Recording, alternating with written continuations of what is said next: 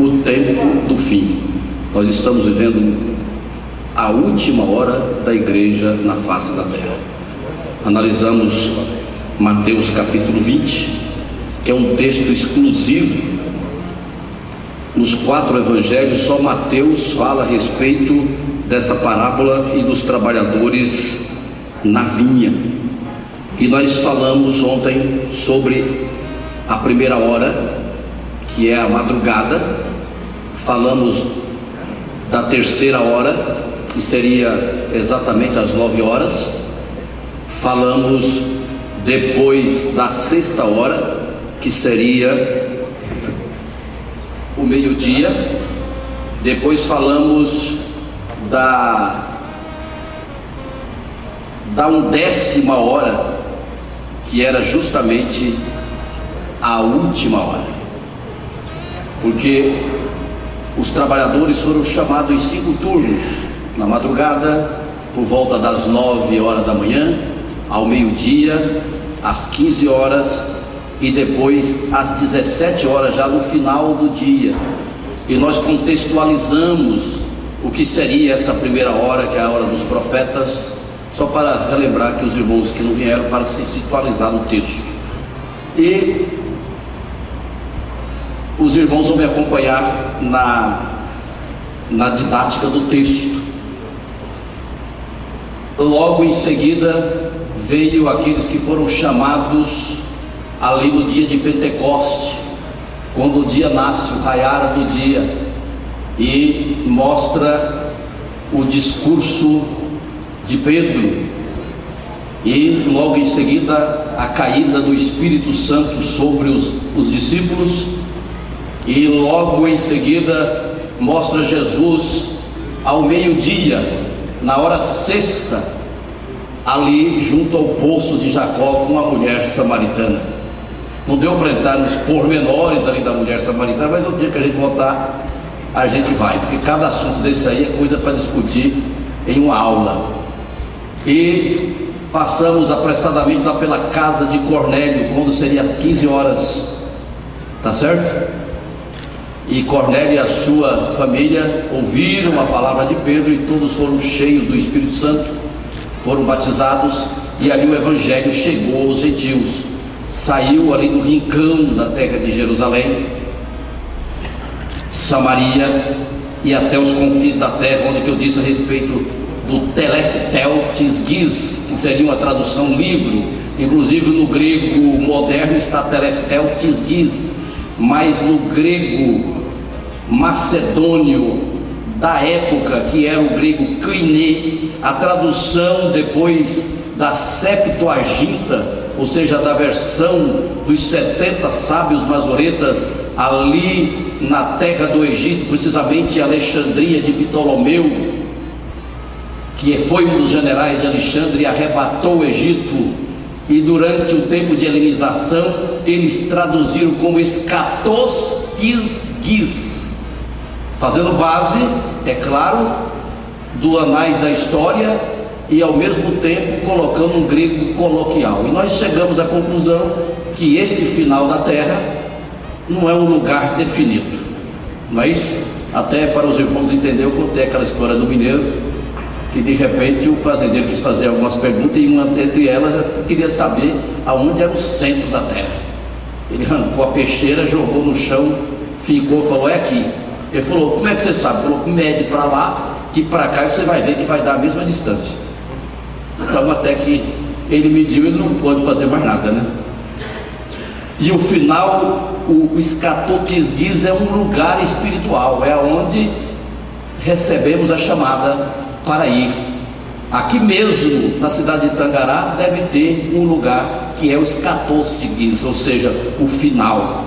Agora nós temos aqui também uma outra palavra: ceifeiros, já é a última hora. Essa última hora também se encaixa nesse escatostis hora. Agora, como é a palavra hora no grego, pastor? É hora, porque português é que copiou de nós, ou melhor, copiou nós, português copiamos dos gregos. A palavra hora é justamente o tempo marcado de 24 horas. Os gregos também não dividiam a hora em 24, eles dividiam em 12 horas do dia e 12 da noite. E essas 12 horas do dia era justamente o período de trabalho que nós devemos trabalhar. Devemos trabalhar enquanto é dia, porque a noite vem, onde ninguém mais pode trabalhar. Então hoje eu quero me concentrar em cima do assunto dos acontecimentos que podem acontecer na última hora. Quais são os acontecimentos que acontecem na última hora? São justamente o fim. É onde a bússola aponta na hora final. Todos os nossos trabalhos, todos os nossos esforços têm um rumo, têm uma mira. Todo rio tem seu curso. E o mais importante não é o começo das coisas, mas o fim delas. Muitas vezes não começamos bem, passamos por problemas, por dificuldade no meio da caminhada, mas o importante é ir até o fim. O mais importante é não recuar na nossa tarefa. O mais importante é cumprirmos o nosso ministério. O Senhor Jesus Cristo disse: aquele que perseverar até o fim será salvo.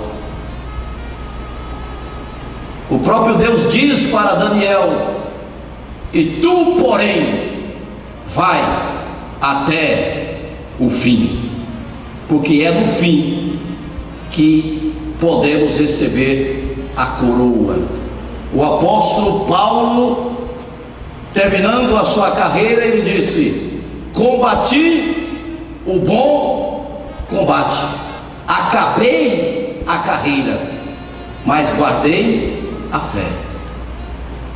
Porque se ele tivesse perdido a fé, ele não acabaria a sua carreira. Tudo aquilo que alguém diz no final da sua carreira significa se ele teve ou não teve sucesso durante a sua empreitada, se ele conseguiu terminar aquilo que foi proposto. O escopo de vida de cada um de nós se resume no final. O próprio Senhor Jesus Cristo, quando termina a sua carreira, ele olha para o céu e diz: está consumado. Ele havia terminado a obra que o Pai havia lhe dado. Qual vai ser a minha palavra, a sua palavra, a nossa palavra? O que é que vai ser escrito no epitáfio do nosso túmulo? É uma pergunta, e eu faço um breve momento de silêncio para você pensar, e você mesmo vai saber se você militou a milícia, ou seja, a carreira que lhe estava proposta, porque é justamente no final que justifica os meios pelo qual você foi chamado. Amém, queridos? Ceifeiros é já a última hora, é o nosso tema. Mas eu quero corroborar aqui com o texto de Hebreus capítulo 10, verso 37. Vou pedir vocês para ler alguma coisa, mas eu faço questão de ler esse primeiro texto citado. Porque ainda um pouquinho de tempo, e o que há de vir virá, e não tardará. Nós somos limitados pelo espaço e pelo tempo. O único ser que não está limitado ao espaço e ao tempo é Deus. E eu quero dizer que os animais, as aves, os peixes, nenhuma outra criatura é tão afetada pelo tempo como nós, porque nós somos o único ser que contamos o tempo. E o próprio salmista Davi disse: Senhor, ensina-nos a contar o nosso tempo de tal forma que alcancemos corações sábios. O tempo para nós, de uma forma mais reduzida,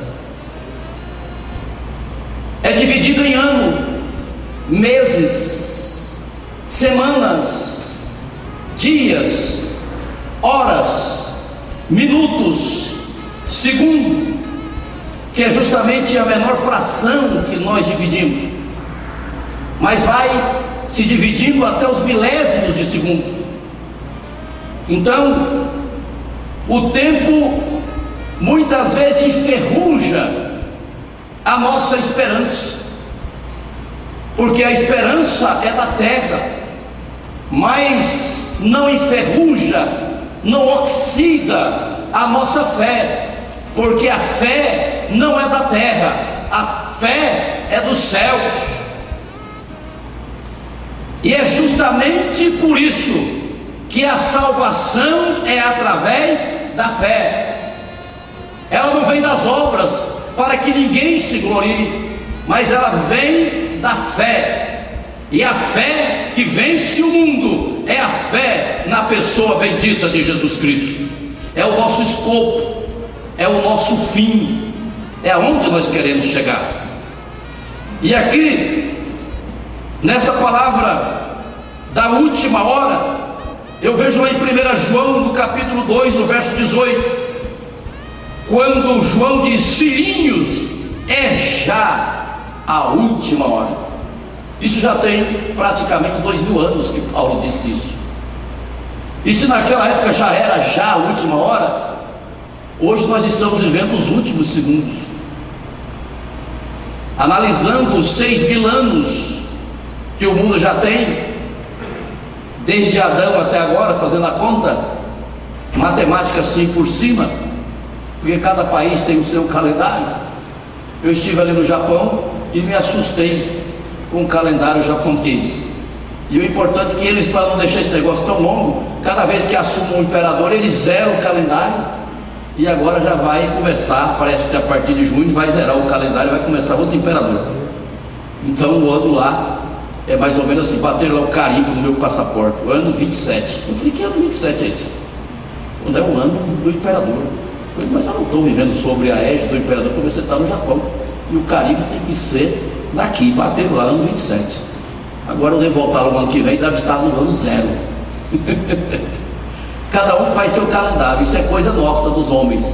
Mas agora nós temos um calendário diferenciado. Aleluia, nós estamos no ano de 2019. E esse calendário vale para todo mundo, porque é o ano do nascimento do Senhor Jesus Cristo. Quem pode dizer glórias a Deus? Então, filhinho, já é a última hora. E o que é que pode acontecer nessa última hora, pastor Jorge? Vamos aqui relembrar na Bíblia o que pode acontecer nessa última hora. Na última hora, Judas trai ao Senhor Jesus por 30 moedas. Era a última hora daquele tempo, aleluia, do Velho Testamento. Era a última hora da lei, dos salmos e dos profetas. Tudo estava se cumprindo ali na pessoa do Senhor Jesus Cristo. A maior parte do livro de Isaías cumpriu só em um dia. Então era justamente a última hora. E o trai em troca de 30 moedas de prata. Naquele mesmo dia, naquela última hora, Pedro nega Jesus 3 vezes. Pessoal, pastor Amado, 3 vezes. Eu não sei quem é, nunca vi falar desse homem. E depois começou a blasfemar.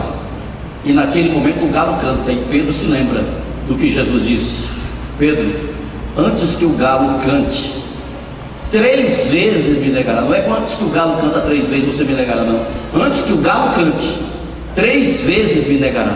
Então o Senhor tinha o domínio sobre o espaço e o tempo. Na última hora, Jesus foi açoitado e zombado.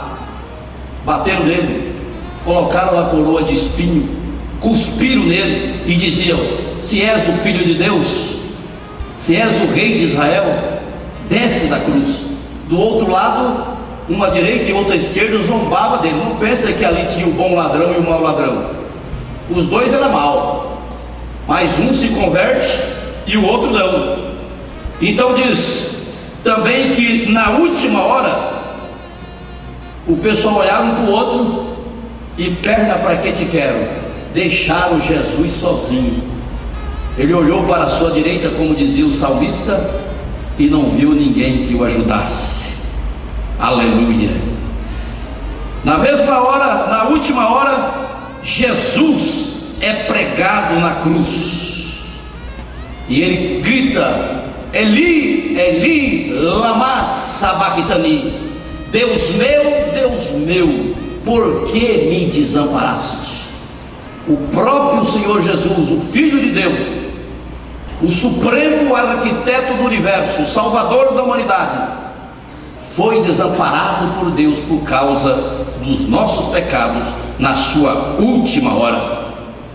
Mas também nessa última hora, aquele ladrão que há pouco blasfemava recebeu uma senha por certo do Espírito Santo, e ele olha para o Senhor Jesus na última hora.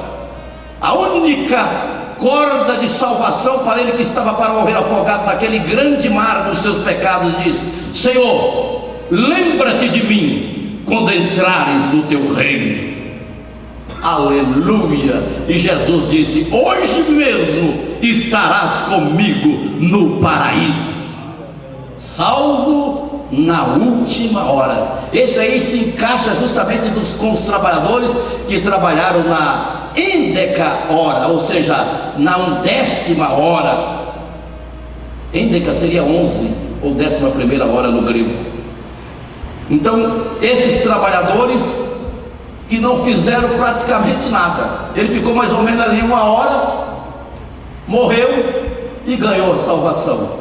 Pilatos era um homem rico, era o governador da Judéia, tinha ligação com o governo de Roma, representava Roma, teve todo o poder na mão para soltar ou prender e mandar crucificar Jesus.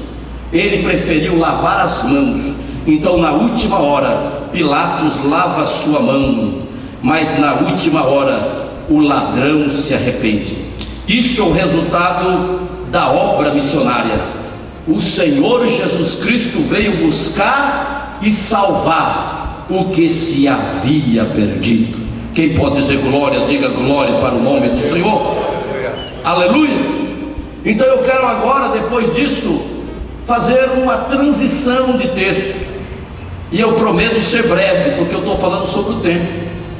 Eu quero que todos abram comigo para falarmos justamente sobre o que é o espaço e o tempo.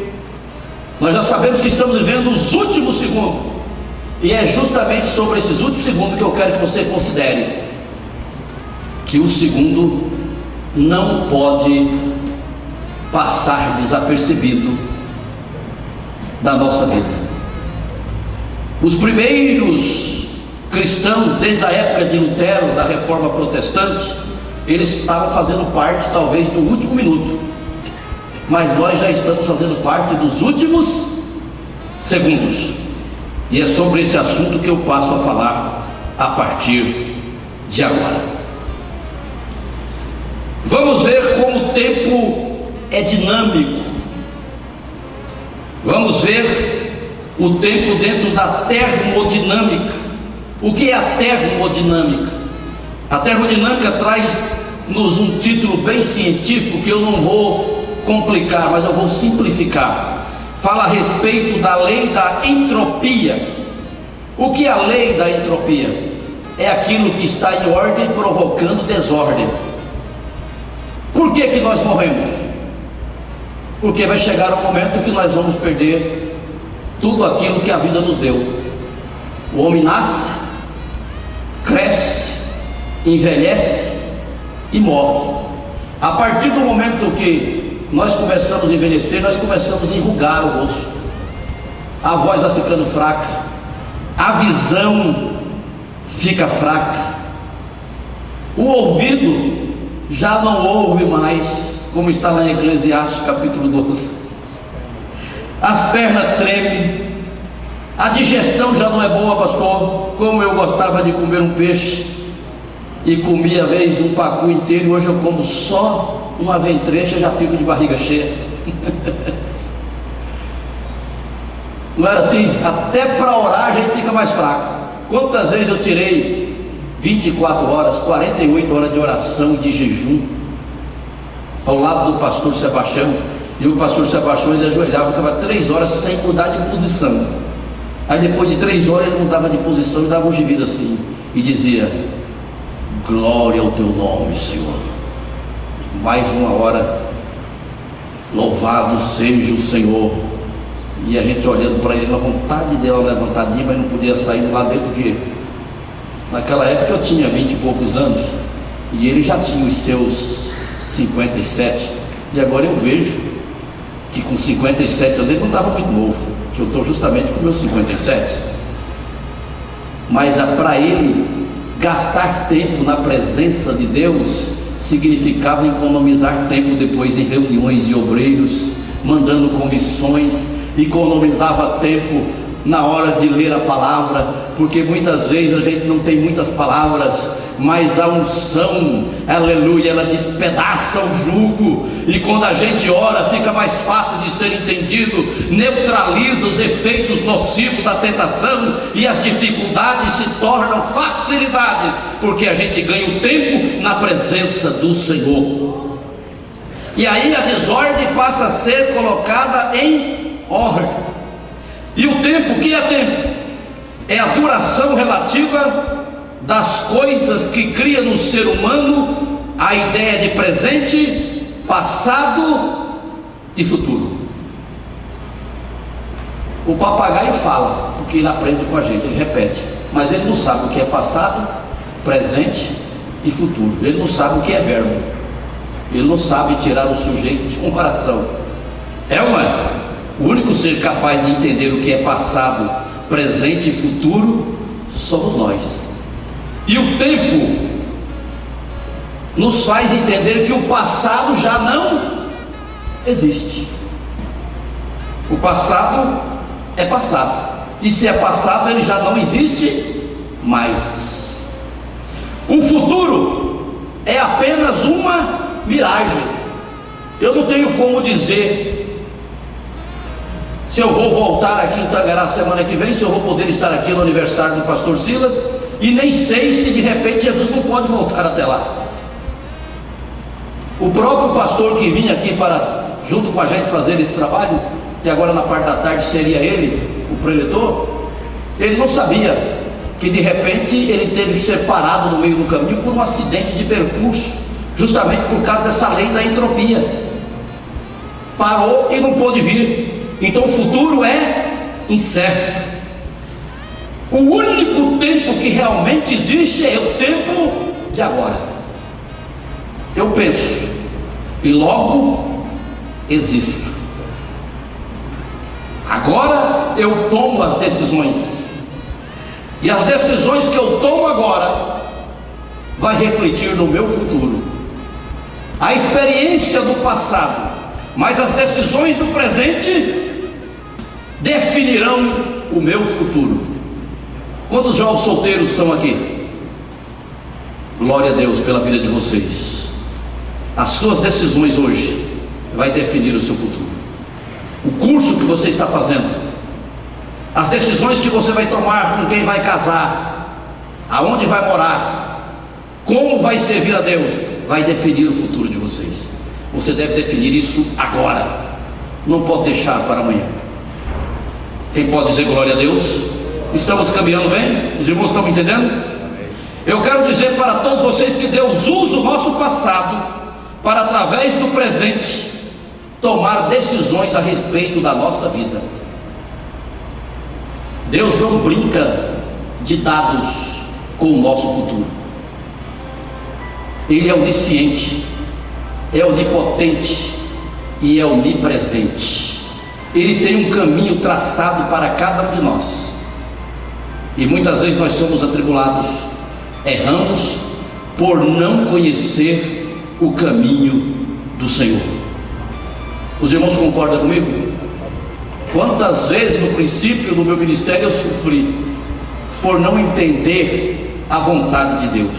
e depois eu prefiro gastar tempo para tomar decisões. E eu quero ler agora com vocês Filipenses capítulo 3, verso 13 a 14. Aqui chegou o horário, 15h45 eu paro, eu tenho meia hora, e eu prometo gastar bem o meu tempo. Mas uma coisa faço, presente, eu faço, e é que esquecendo-me das coisas que atrás ficam, passado, e avançando para as que estão diante de mim, futuro, prossigo para o alvo, pelo prêmio da soberana vocação de Deus em Cristo Jesus. Quem pode mais uma vez dizer glória a Deus? Glória a Deus. Esse meu quem pode dizer glória a Deus é do pastor Sebastião. Os mestres nos ensinam, e bem alto que ele quer. A vida inteira ele é um lado do meu pastor lá na sede.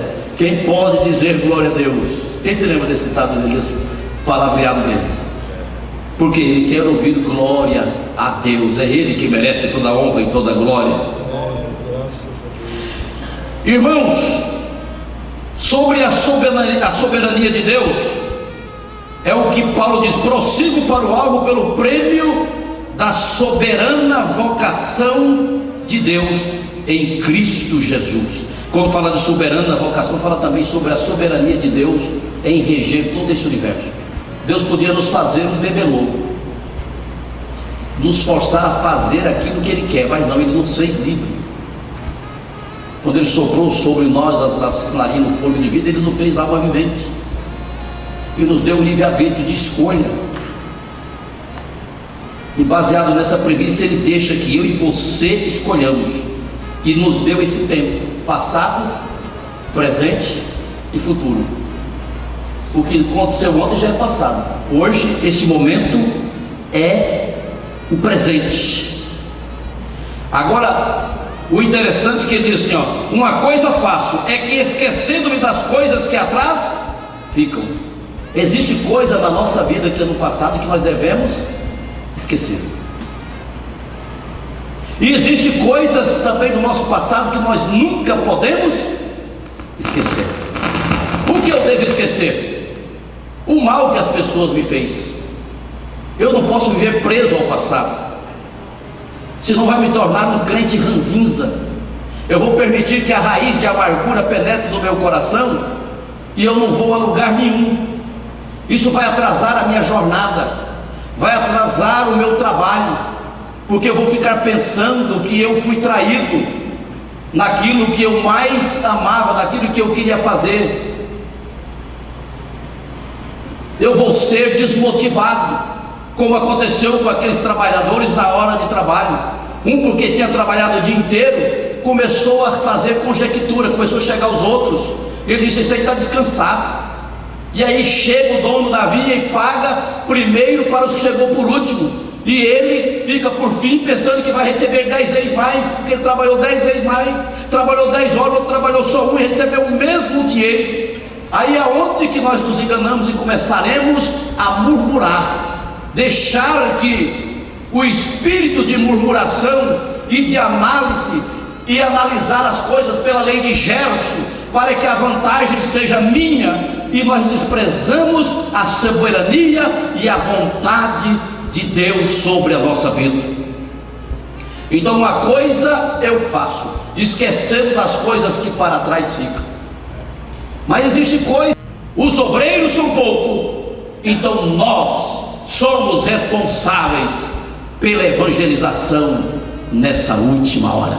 Então Deus vai tomar conta dos anos, dos meses, das semanas, do dia, do minuto e até do último segundo. Quem nos garante que não estamos vivendo os últimos segundos dessa última hora?